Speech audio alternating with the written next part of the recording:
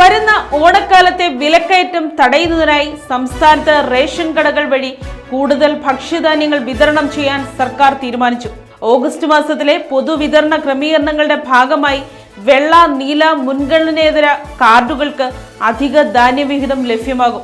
August മാസത്തെ സാധാരണ ration വിതരണം തിങ്കളാഴ്ച ആരംഭിക്കുമ്പോൾ പ്രത്യേക വിഹിതമായുള്ള അരി വിതരണം ഓഗസ്റ്റ് 10 മുതൽ ആരംഭിക്കുമെന്ന് അധികൃതർ അറിയിച്ചു. വാർത്ത വിശദമായി. ഓണത്തോടനുബന്ധിച്ച് വെള്ളക്കാർഡുകാരുടെ സാധാരണ അരി വിഹിതം 4 കിലോയിൽ നിന്ന് 7 കിലോയായി ഉയർത്തിയിട്ടുണ്ട്. കിലോയ്ക്ക് 10 രൂപ നിരക്കിലാണ് ഇത് നൽകുക.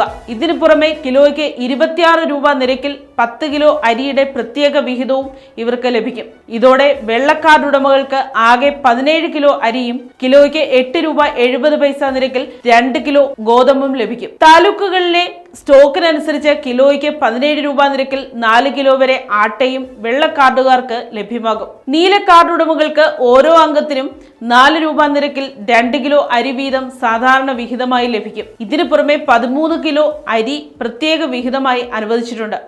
ഇതിൽ 3 കിലോ അരി കിലോയ്ക്ക് 10 രൂപ 90 പൈസ നിരക്കിലും 10 കിലോ അരി കിലോയ്ക്ക് 26 രൂപ നിരക്കിലുമാണ് നൽകുക.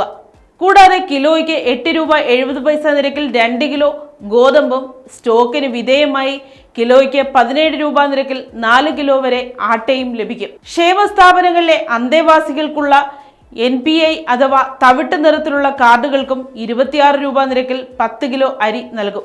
മഞ്ഞ, പിങ്ക് മുൻഗണനാ കാർഡുകൾക്ക് നിലവിൽ ആവശ്യത്തിന് ധാന്യങ്ങൾ ലഭ്യമായതിനാൽ പ്രത്യേക വിഹിതം അനുവദിച്ചിട്ടില്ല. AAY മഞ്ഞ കാർഡുകാർക്ക് 30 കിലോ അരിയും 2 കിലോ ഗോതമ്പും സൗജന്യമായി ലഭിക്കും. 3 പാക്കറ്റ് ആട്ട 7 രൂപ നിരക്കിലും ലഭ്യമാണ്. പിങ്ക് കാർഡ് ഉടമകൾക്ക് ഓരോ അംഗത്തിനും 4 കിലോ അരിയും 1 കിലോ ഗോതമ്പും സൗജന്യമായി ലഭിക്കും. ഗോതമ്പിന് പകരം 9 രൂപ നിരക്കിൽ ആട്ടയും ലഭ്യമാണ്. ഇതോടൊപ്പം ജൂലൈ, ഓഗസ്റ്റ്, സെപ്റ്റംബർ ത്രൈമാസ ക്വാർട്ടറിലെ മണ്ണെണ്ണ വിഹിതവും വിതരണം ചെയ്യും. വൈദ്യുതി കണക്ഷനുള്ള വീടുകളിലെ മഞ്ഞക്കാർഡിന് 1 ലിറ്ററും പിങ്ക്, നീല, വെള്ള കാർഡുകൾക്ക് 1/2 ലിറ്ററും മണ്ണെണ്ണ ലഭിക്കും. വൈദ്യുതി ഇല്ലാത്ത വീടുകളിലെ കാർഡുടമകൾക്ക് 6 ലിറ്ററാണ് മണ്ണെണ്ണ വിഹിതം. News desk, Kottarakkara media.